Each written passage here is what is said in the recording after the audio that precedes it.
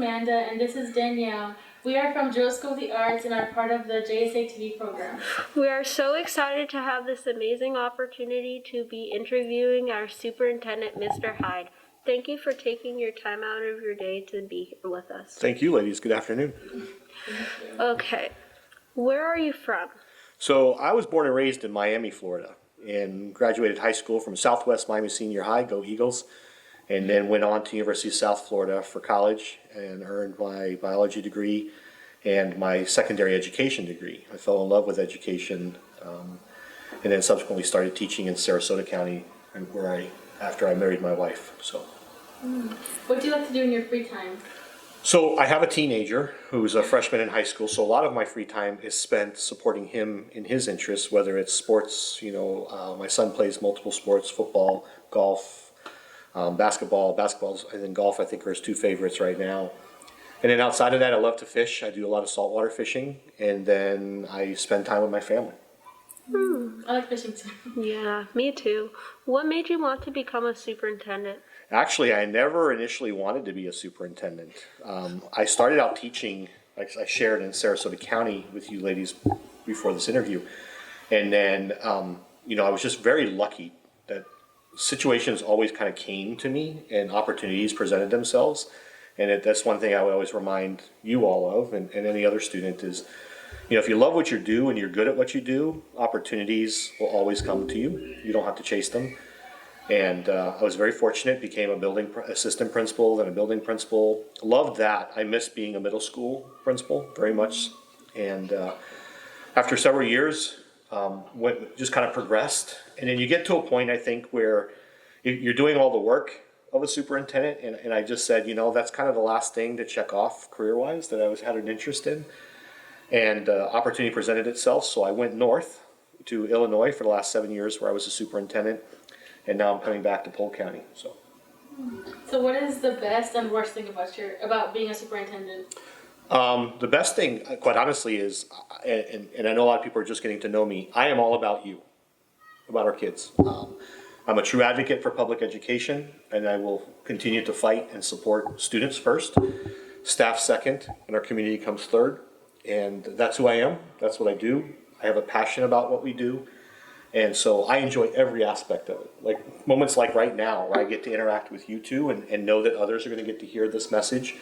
I love interacting with staff and again, continuing to ensure that we're focusing on their needs. Because if all my staff have all the resources and things that they need, students then get everything that they need. And that's important to me. There is nothing about my job that I dislike. There are things that frustrate you, right? Yeah. Politics, local arguments, silly things that happen in our schools that, like right now, there's this whole TikTok challenge thing going on. Students are, unfortunately, they're getting arrested. And they're going to have to pay back for all the damages that they're creating.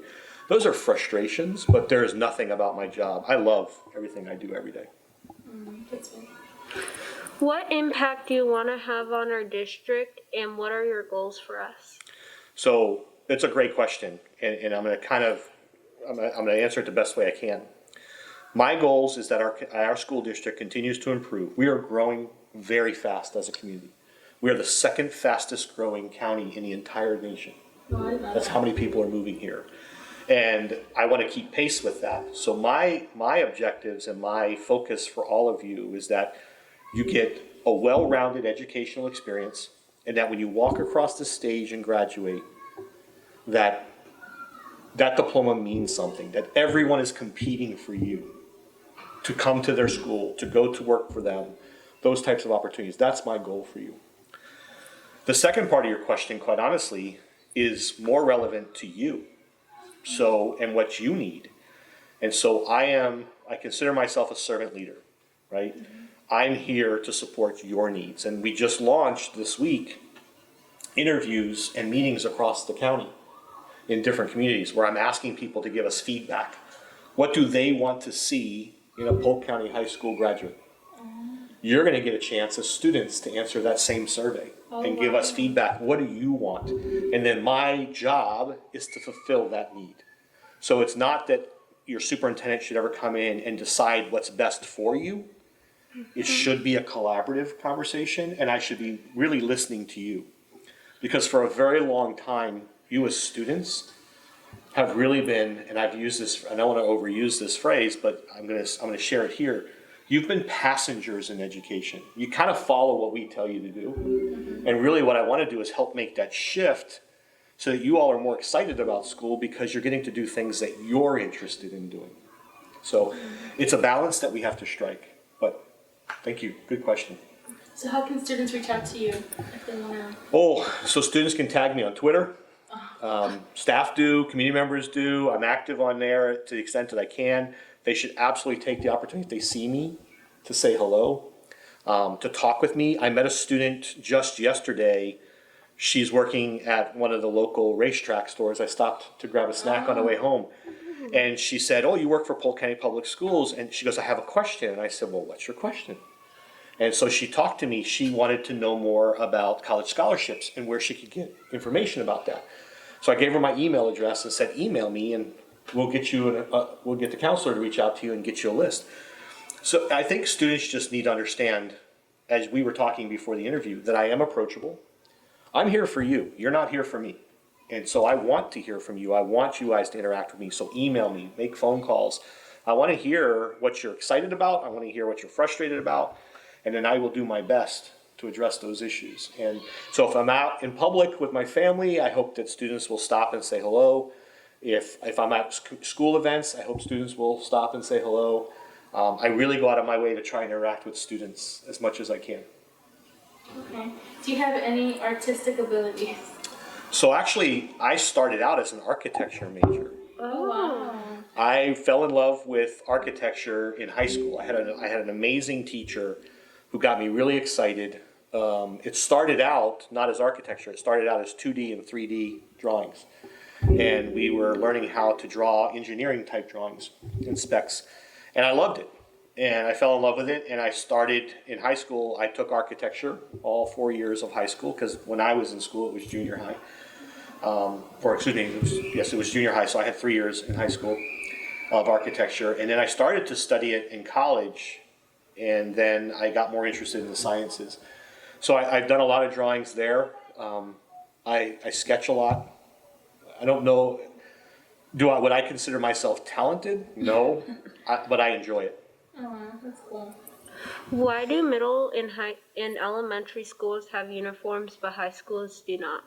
So that was a policy that was adopted, as you know, several years ago. And there's a lot of reasons behind schools or school districts adopting school uniforms. Number one, it starts kind of like an equity issue, where students weren't in competition between the haves and the have-nots. It also, quite honestly, when you have a uniform policy, it eliminates, and I know this is a question you're going to ask me in a few minutes, but it eliminates a lot of dress code issues because there's just one polo, there's khakis or shorts or skirts. So it virtually eliminates a lot of those issues as well.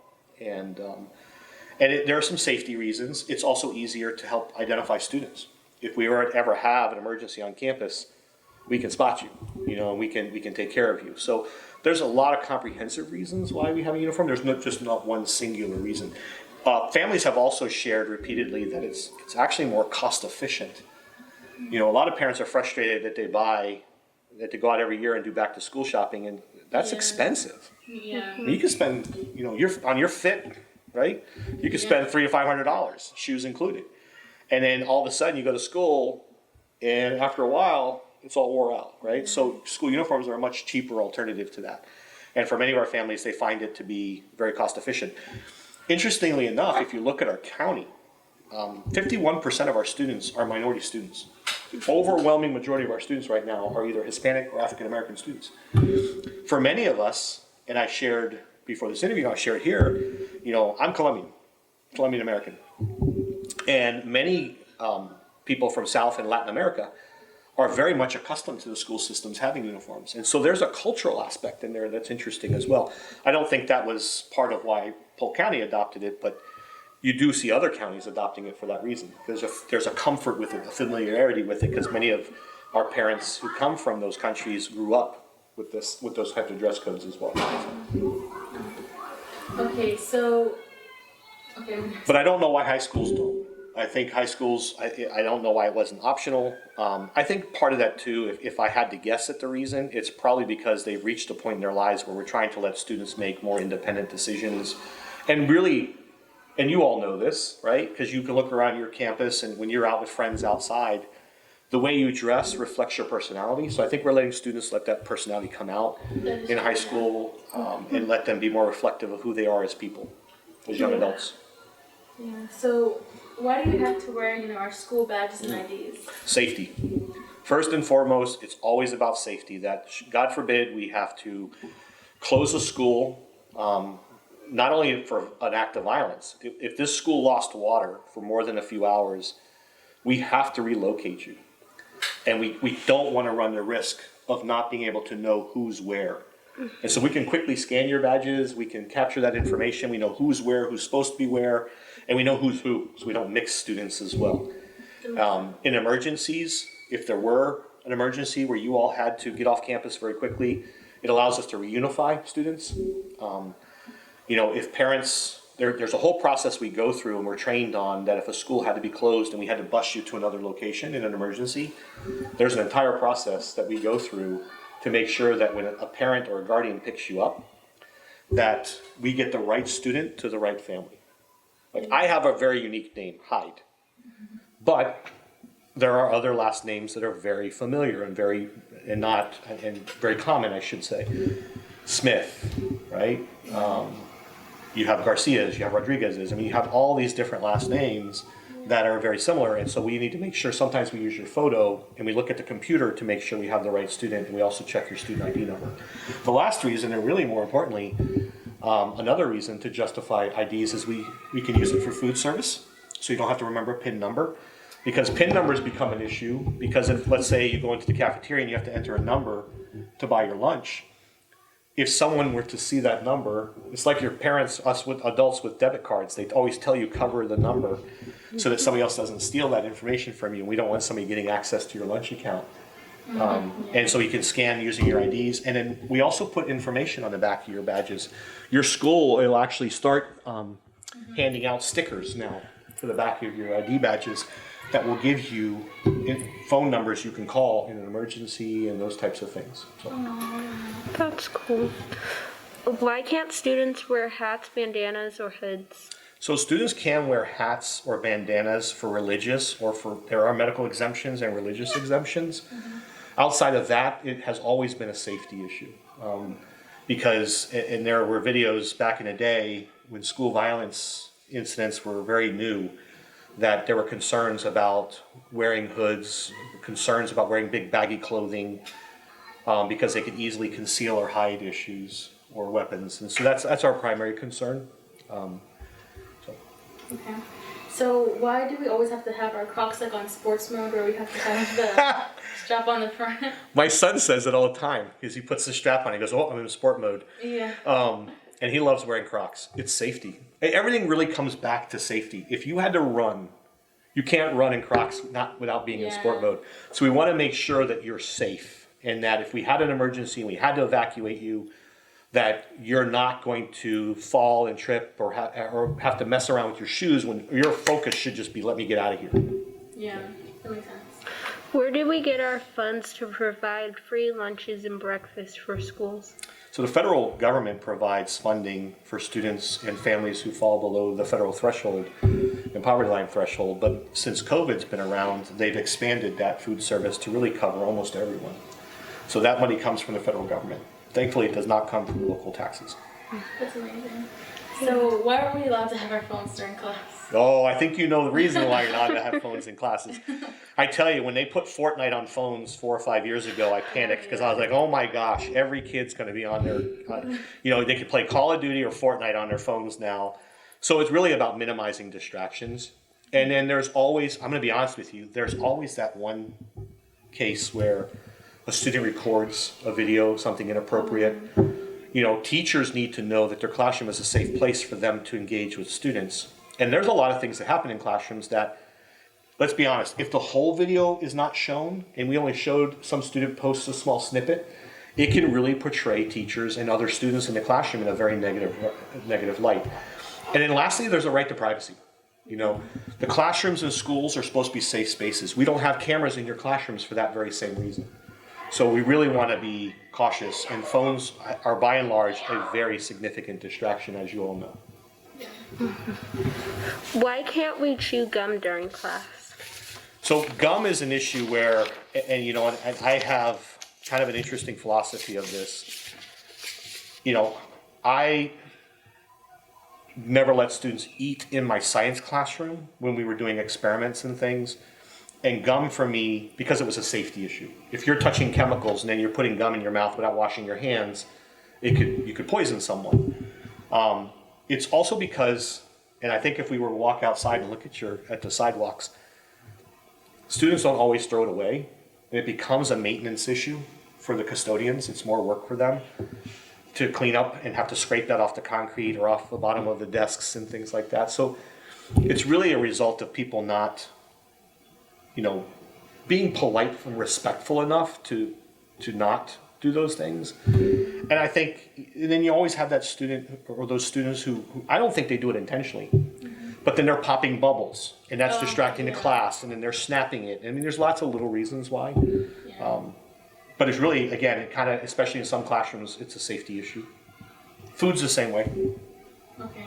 So how That's like, we're gonna pause. So how are teacher salaries funded? So teacher salaries, school district funding primarily comes from three sources. It comes from local effort, local taxes, property taxes and other types of taxes. It also comes from state revenue.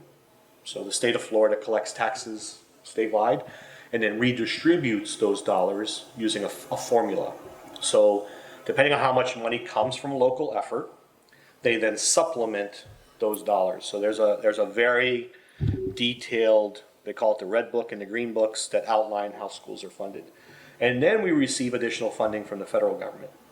Those are typically grants. They're called Title I dollars, Title I, Title II, Title IX, Title IV. We also have funding for our EL learners, English language learners, that comes through there, and those students with IEPs get additional funding, both through the state and through the federal government. So our funding comes from multiple sources. All of it, though, in all honesty, comes from taxes. The more we pay in taxes, and again with property values here, that's the solid basis in which all revenue is generated. Do you plan on giving art schools more creative learning options for majors or electives like cooking class or home ec, things like that? But So- this question, I'm sorry, but this question's also for like middle school. You know, like art schools don't have as many like electives or options as high school. You know. Sure. No, actually, it's a great question. Thank you. So actually, I plan on cutting funding for arts at elementary school and middle school. We're going to eliminate those classes and all the funding there altogether. I'm kidding. Oh, okay. Absolutely kidding. I think what's funny is I'm a science teacher, and I'm out there now promoting our new strategic plan, and there's one of the 5 goal areas is called the whole child. And because while our core business is to teach you academics, right? To make sure you can read and you're proficient and you can do mathematics and you can be competitive and you're going to be successful in life. There's a lot more to developing you as young adults than just academics. It's about enrichment. It's about ensuring that you have access to courses that you find interesting, but are also going to impact the way you see the world around you. And there is no better way for students to get exposed to that part of the world than through the arts, whether that's visual arts or performing arts. It's really important that we do that. And so one of the focus areas moving forward is continuing to enhance programs. Also, I think we've always been frustrated, I know students are frustrated by it, is that all the fun classes are at what school level? What do you mean? So when you look forward to taking a class, do you see more of that at middle school or do you see more of that at high school? High school. Yeah. We always tell you, wait till high school, wait till high school, wait till high school, that's when it gets to be fun. Yeah.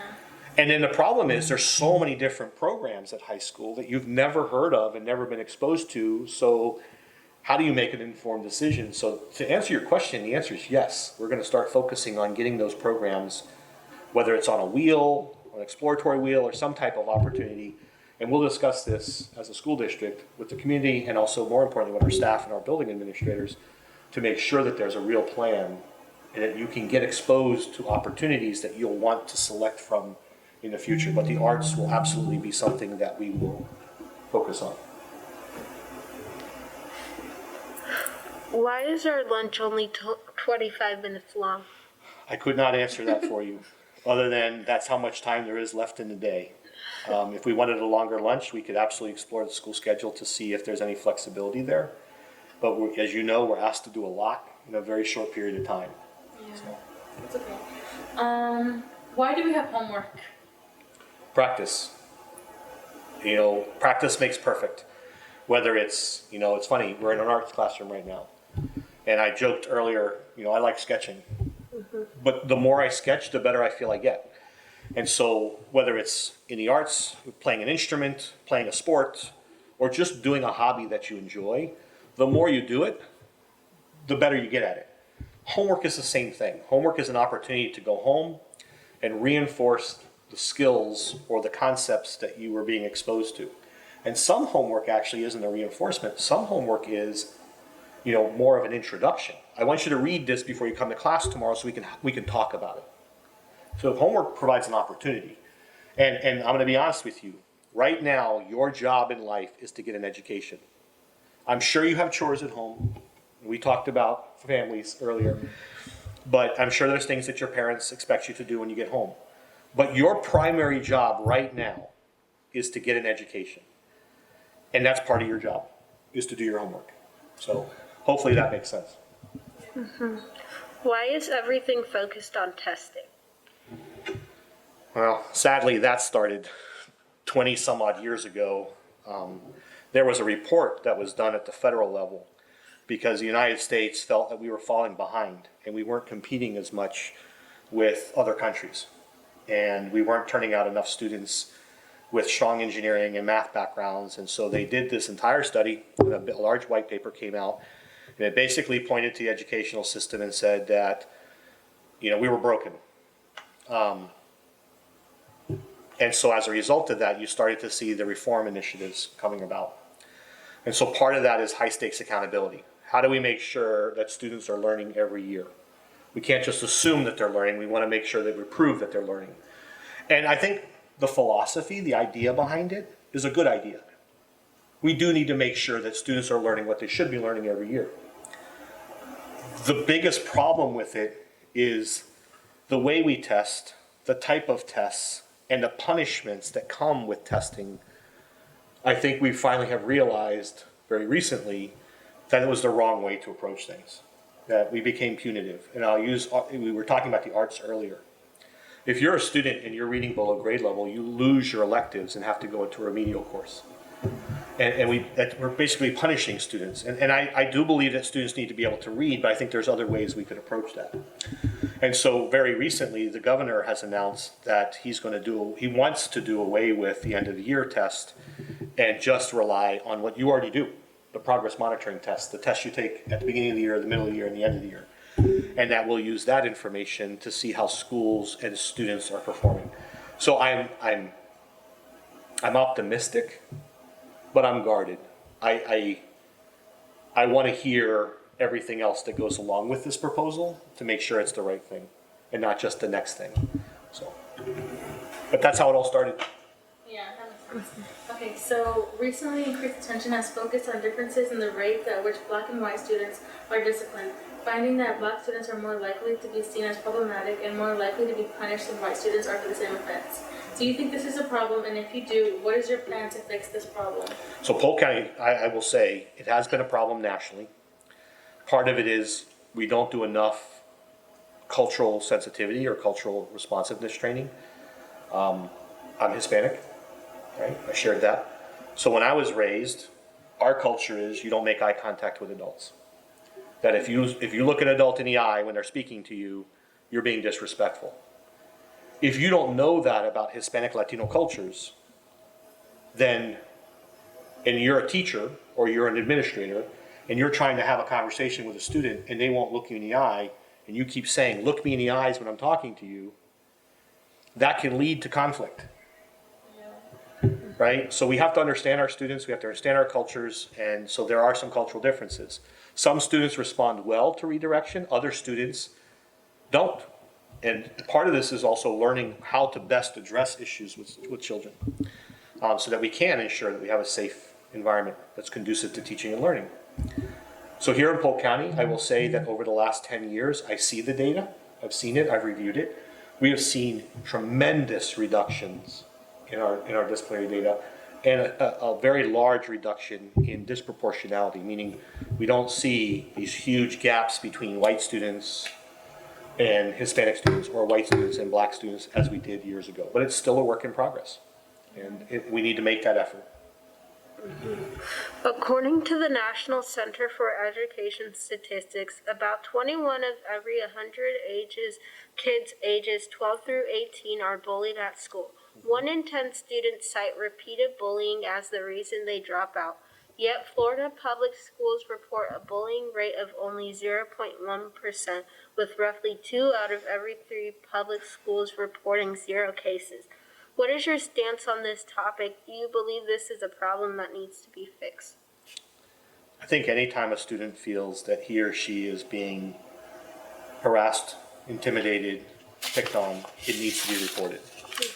I don't know whether the national data is misrepresented or if our local data is not reflective of what's really happening.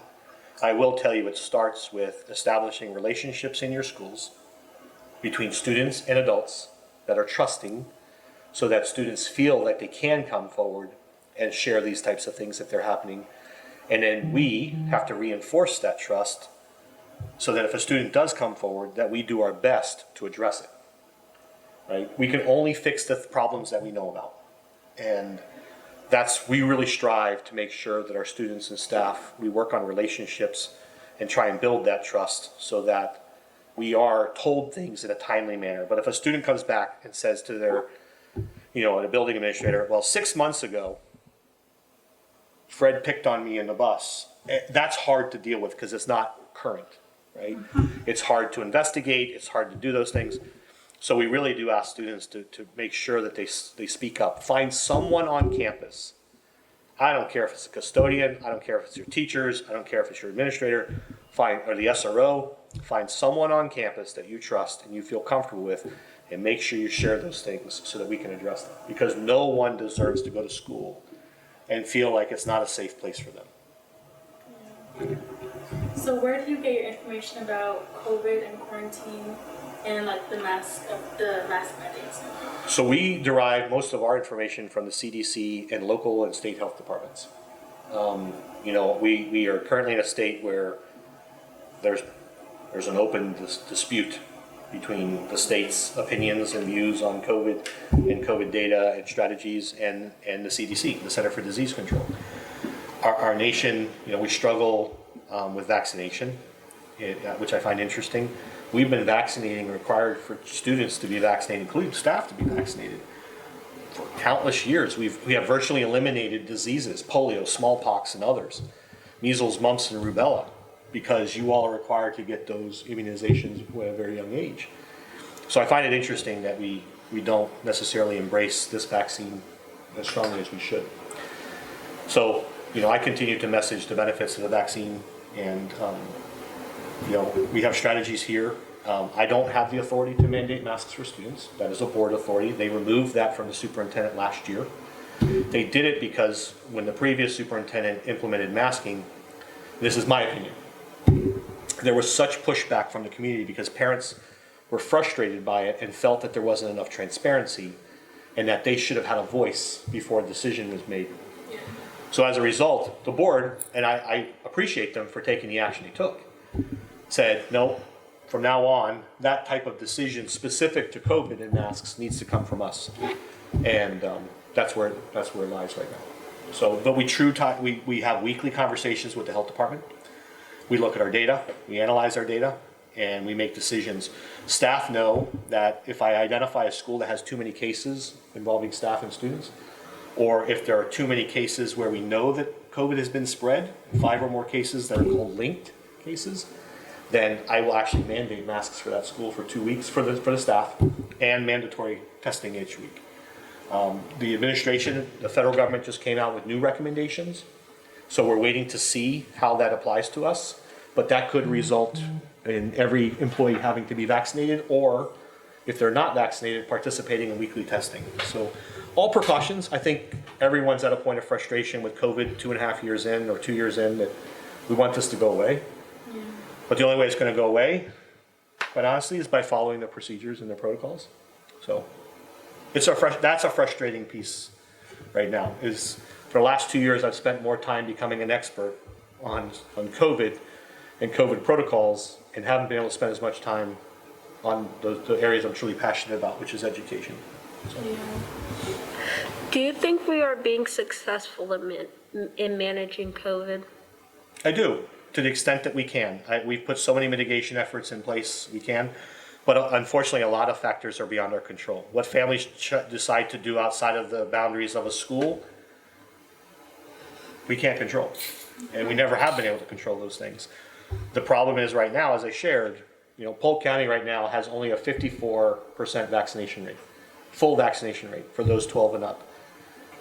And there are rates that continue to fluctuate. And so with that in mind, and I do believe vaccination is a choice.